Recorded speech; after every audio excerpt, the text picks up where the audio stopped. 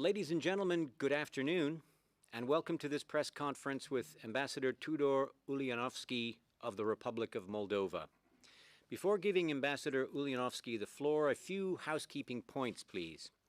This press conference involves journalists who are participating in person and also via WebEx. If you are participating via WebEx and would like to ask a question, please raise your hand by pressing the icon at the bottom of the screen.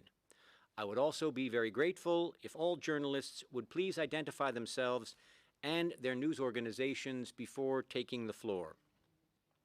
Interpretation in the room will be provided in English, French, and Spanish.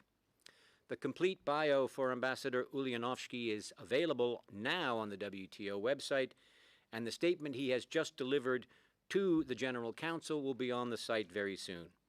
Ambassador Ulianovschi will give a brief opening statement, and then we will take your questions.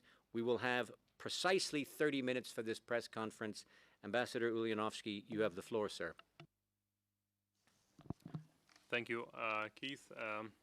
It is good to be here today and to communicate to the media about the conversation that I have just had with the General Counsel of the WTO, where I had the honor and the opportunity to present my personal vision for the WTO and for the reform process of the organization. I do believe that WTO is as ever relevant to the global community today, and it has to show its relevance and further deliver. Further progress needs to be registered to have a full-fledged reform process on all of the three pillars of the organization. The first and the foremost is the negotiating pillar, and I believe that the immediate priority of the next DG is to fast and fully engage the members on the negotiating dimension, and I believe that is a top priority for the next DG. The second priority would be to reactivate the appellate body, so basically to reactivate the judicial function of the organization, which also has an impact on the negotiating function of the organization. And third and foremost is also the importance for the organization by strengthening the principles of transparency and enhancing the monitoring function of the organization. All these discussions, all these consultations on the WTO reform process needs to occur in a free, in a transparent, inclusive, and participatory atmosphere where all members of the organization are involved. I have told the members of WTO that I bring to the table as a candidate for the DG of the organization the experience and the technical experience as a former ambassador to the WTO, but also as a former minister. So I can bring this political and expertise level experience to the assistance and benefits of the organization. I look forward to the conversation and to the questions to be posed. Thank you very much. Just a reminder to those on WebEx, you need to press your icon for us to recognize you. The first question I have for you is from Emma Farge of Reuters. And the question is, how would you seek to use your role as head of WTO to ease trade tensions between Beijing and Washington? Absolutely. The importance of this question is relevant for the entire global community and for the WTO as well and all of its members. This was one of the questions that were also discussed in the General Council today. I do believe that the role of the DG of WTO is, first of all, to be an honest broker between the WTO members and to be able to actively engage in both listening to the concerns expressed and to the actions taken by certain members with a view to provide its offices, the good offices of the WTO DG, to engage the members involved, and particularly Washington and Beijing, in a dialogue process, having in mind the fact that there are WTO framework and agreements that provide for the facilitation and the right of the DG to do so. At the same time, the DG is not there to impose a solution or a decision. He's there or she is there to listen to the concerns, and also I believe in my opinion, DG should also raise awareness about the potential impact of any actions that or any declarations that are being made on the larger membership of the organization, and to mitigate any potential outcomes on the larger membership is also a concern that needs to be raised. What I bring to the table and what I told the members, that as a former ambassador, but most importantly a former minister that has engaged in political talks with political leaders, including in China and the United States, the European Union and other capitals, I do believe that the immediate priority of the next DG is to engage in talks both in Geneva but also on the capital level, making sure that this process is both transparent and inclusive to the entire membership. Thank you very much. Let's take a question from the floor, and Bryce Bashuk of Bloomberg, please. Bryce, you have the floor. Thank you. Bryce Bashuk with Bloomberg. Thank you for your comments today. In your opening comments, you mentioned that you wanted to reactivate the appellate body. Can you tell us exactly how you plan to do that? And as part of that process, how do you intend to get the United States to the table to actually offer fixes to the appellate body? Thank you. Thank you, Bryce, for this question. And this was one of the several concerns that we have addressed in the General Council meeting today. I am fully aware of various proposals put on the table by different members with regards to the reinvigorating the appellate body and to find a solution from the impasse that it is today. I believe that on the fundamentals of the existence of the dispute settlement system and mechanism of the organization, all the members agree on the fundamentals. And this is, I believe, a good start to building confidence and to for the next DG to start making effort to identify common points of interest.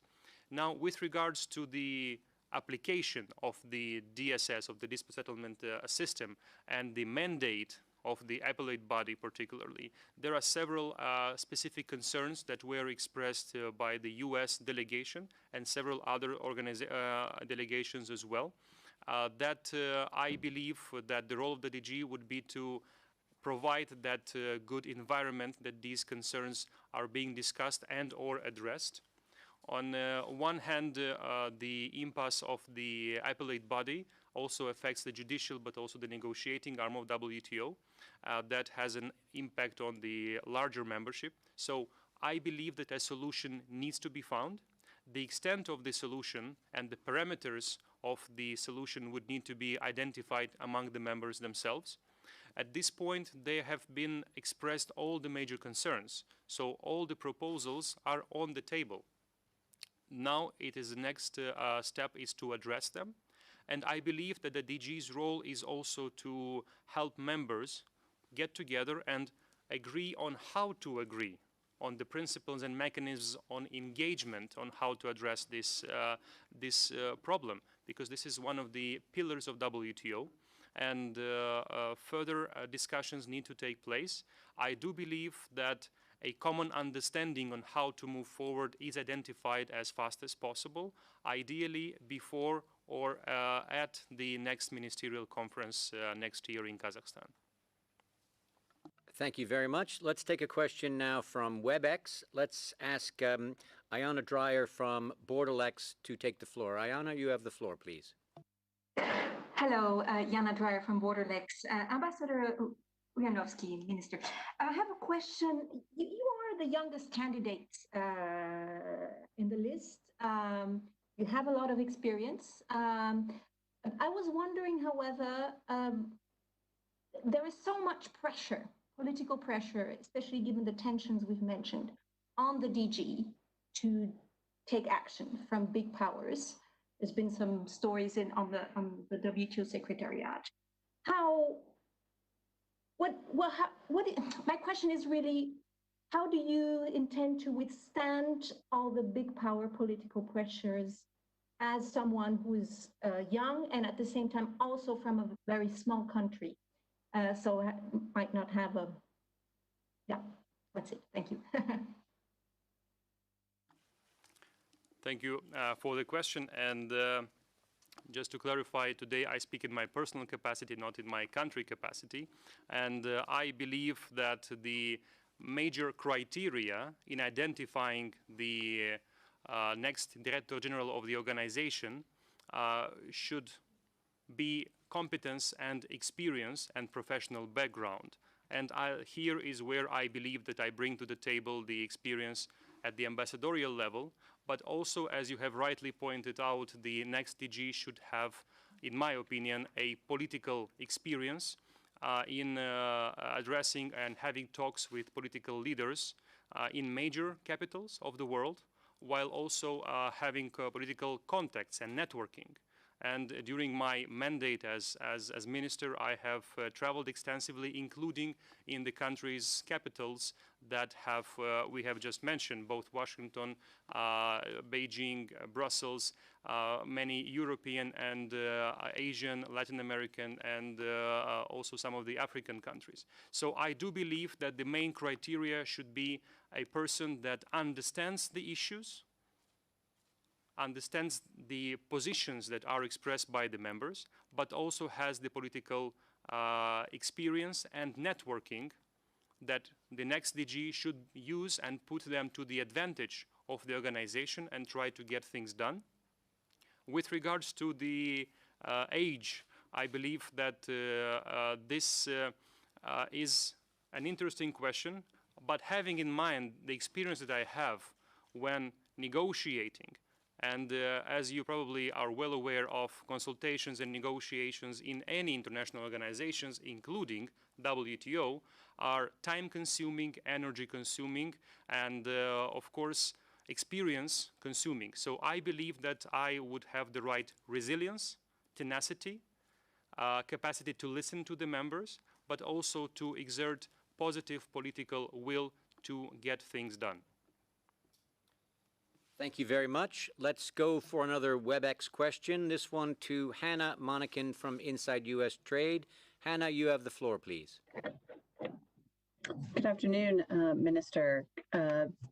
You have mentioned a number of what you think you bring, skills you think you bring to the table. There are obviously a number of candidates running. Some of the candidates also include a background both, at the WTO in some capacity and in a political sphere. I'm wondering, what do you see that you bring to the table that sets you apart from the other candidates? At the end of the day, WTO being a member-driven organization, is for the members themselves to decide which of the candidates would better suit them, the members, to be able to drive the process forward. I believe that all of the 8 candidates have extensive background and experience in various aspects of what the job requires. I believe that everyone can be great because everyone can serve the interests of the organization, can serve the interests of the multilateral trading system, and can serve the people that the members are representing in this organization. And from that point of view, I believe that my political experience, my ambassadorial technical experience, but also knowledge of the WTO Secretariat and the way the WTO operates from inside is a good 3D approach that will allow me to be of use to the organization and to benefit the members. Thank you very much. We have a question submitted from Sumaya Keynes of The Economist. The question is, do you think that the dispute settlement system requires reform beyond the reinstatement of the appellate body? If so, how, when do you think that will happen? As I have mentioned, that the current impasse of the appellate body is also a reflection of a larger problem of the judicial function of the organization. However, I do not believe at this point that the members are asking for a total redrafting of the dispute settlement understanding and of the DSU. On that note, I believe that's a good foundation to continue discussions, and I believe that targeted approach on the issues of the mandate of the appellate body, on the decisions, on the timing, on the technical issues that have been raised by certain delegations, this is a good starting point and a good approach. Because if you have a large approach without a systemic, holistic, step-by-step action focusing on the issues that have been raised, then it's a road to nowhere. We have to focus on the particular issues that have been raised. They have been raised for certain reasons. And as well, some members can and make use of the existing system to create temporary formats based on various articles of the DSU. However, the core issue and the core principle should be always targeted by the next DG, working with the members to address the appellate body concerns, but not the fundamentals of the entire system. Thank you very much. We have a question from Kentaro Sugino of the Yomiuri Shimbun. Kentaro, you have the floor, please. Thank you, Ambassador. Hello, my name is Ken. I'm from the Japanese newspaper Yomiuri. Can you hear me? Okay, thank you. I'd like to ask about the current COVID-19 crisis. Can you please share us your thoughts on how this crisis would impact the WTO and the trade policies? Thank you. Thank you so much for this question. And of course, I believe that COVID-19 has been and is a wake-up call to the WTO and its members, and the negative impact of COVID-19 to the members' economic development process and economic growth has been severe. At the same time, some members have taken the action to secure the food and medical supply chains active. And I believe that the actions that have been taken have been notified to the Secretariat in a commendable manner. However, the impact of COVID-19 on the LDCs, on the least developed members, but also on the small and vulnerable economies and some of the developing members, has shown the fact that more action needs to take place to increase capacity building processes at the local, at the ground level, to make sure that their system are prepared how to handle with the COVID-19. At the same time, as the candidate for the next DG, I believe that the WTO should also work closely with other organizations in the field, including the World Bank, the IMF, the WHO, the OECD, WFP, and others, with a view that there is a converged approach on how to address COVID issues through trade, and making sure that there are no trade distorting actions, no protectionism actions, and making sure that the small economies are there and have the capacity to further engage in global value chains and to further integrate into the multilateral trading system. Thank you very much. We have a question from Washington, D.C. It's Doug Palmer from Politico. Doug, you have the floor, please. Hi, yes, this is Doug Palmer with Politico. Can you all hear me all right? Great, great. Sir, I appreciate the opportunity to talk to you this morning. Moldova is a rather small country in Eastern Europe, which isn't really known for being a powerhouse in world trade. I'd wonder if you would talk a little bit about your own philosophy of trade. What do you think the benefits and the sort of negative aspects of trade liberalization are? And is there anything about Moldova's experience, you know, in the post-Soviet years that would sort of inform you as Director General? Thank you for the question. And I believe that the case of the Republic of Moldova in WTO is one that can also benefit other members from the perspective of the fact that when Moldova joined WTO in 2001 in Doha, Moldova has joined the WTO as a developed member group. And at the same time, having made the commitments as a developed member. And that is also a good example of the fact when a small economy with the right vision, with the strong support for free trade, open, transparent trade, can engage into the multilateral trading system, but also make the right commitments based on the fact that this is a beneficial process for the country.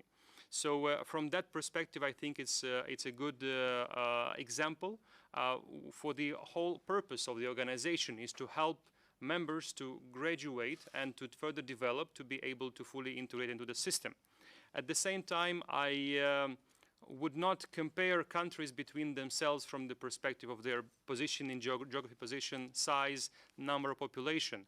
It is also about the experience that the candidate has and what background the candidate brings to the table. In the case of Moldova, I believe that having been as an ambassador, a diplomat for more than 16 years in diplomacy and government as also minister, it also allowed me to benefit from the neutral position of the Republic of Moldova on the international arena. And that is something that the next DG, in my opinion, would also benefit from, in the sense that the next DG would be seen, in my case, would be seen as an honest broker, acting from the neutral point of view, focusing on the issues, on the priorities, having the right professional set skills, and not to be seen as driving someone's agenda, but driving the organization's agenda. And on a larger topic that you have addressed on trade and benefits, I believe that trade is a tool, is a very important tool in the toolbox to ensure economic growth and development of the global community and of the countries. So that is why I believe that that being done in the right way, following the commitments and the existing agreements in the WTO, would also allow for the trade to be distributed in such a way that it benefits everyone. Merci beaucoup. La prochaine question est pour Agnès Podrero de Agence France Presse. Agnès, vous avez la parole. Thank you, everybody. Hi, Minister. I have a question on my side on the consensus rule at WTO. I would like to have your point of view on this rule, and if you think that it should be changed in order to have less paralysis at the WTO. Thank you. I thank you as well. Well, the consensus rule is there at WTO, and this has been decided by its members. And I believe that is also one of the elements of the organization that helps member to have in mind the better good for what they are negotiating for, and having in mind the fact that you need to always try to make the effort to think from your partner's perspective, with a view to have a consensual approach and consensual decision. Is that working all the time? No, it's not. And this is, I believe, that the role of the DG would be to drive the process further with in mind the idea of the fact that members need to bring their positions closer to each other. At the same time, the rule book as it is, or as it will be in the future, will be decided by the WTO members themselves. So the extent of the amending the rule book will be also decided by the members. And on one hand, WTO is a multilateral organization. At the same time, it is extremely difficult to get a multilateral outcome immediately on a short basis. We have a good example from the negotiating point of view, the fisheries subsidies, that topic that has been advanced quite substantially. At the same time, there are several formats of consultations and discussions among members, regional formats, plurilateral formats, but they all have to be seen as a part of the process to getting to multilateral decision that will be acceptable and beneficial for all. And I believe that consensus is, at this point, the cornerstone of the WTO decision-making process among members. Are there any more questions from the floor? Bryce, would you like another question? You have the floor. Thank you again. The WTO is in crisis. That's pretty well recognized here. As you diagnose what went wrong here, what would you say is the core factor, the core problem here, and how would you address that as Director General?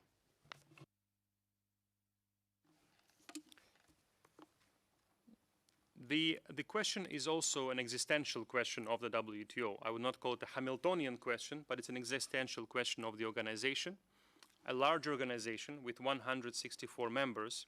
And I believe the first and foremost priority of the organization is to have trust among members. Trust, which is extremely important, and the role of the DG would be to further enhance the feeling of trust by confidence building processes. And I do believe that at the end of the day, the foundation is accepted by everyone. But at the same time, the issues that are being discussed for a very long time, the unfinished business or the unfinished issues not resolved in the organization yet, they have been exacerbated, and in my opinion, more efforts need to be taken to build the trust.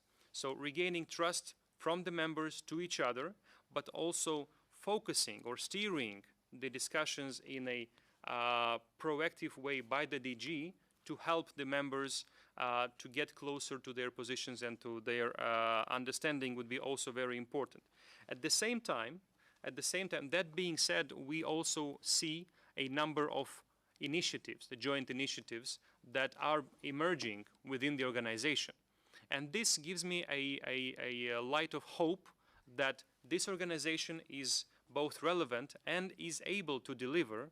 And the joint initiatives that are particularly actual and are being discussed today, some of them are being more advanced, relating to fisheries subsidies, on e-commerce, on services domestic regulation, investment facilitation for development, and the very important dialogue on MISMEs and SMEs, which are gaining ground with a larger membership, are a good sign to me that there is a common purpose that members wish for, desire for. However, the role of the DG would be to drive the process in the sense of listening and discussing with members and scoring, because at the end of the day, the organization needs to deliver, needs to have some of the small incremental gains to rebuild trust, to resume the negotiating function of the organization, and then, in parallel, put members together so they can come out with a larger, wholesome, holistic, systemic vision for the larger reform process of the organization. Ambassador Ulianovschi, we thank you very much for your participation in this press conference. I thank all of the journalists who were here and those who've participated via WebEx and WhatsApp. I would ask that any journalists that would like to speak to the ambassador, please meet him in the members' lounge upstairs. Please do not approach him as he's leaving through the candidate-only entrance. You can see him upstairs if you have further questions for him. So thanks very much to everyone for their participation. Our next press conference is at 5 o'clock. Thank you very much.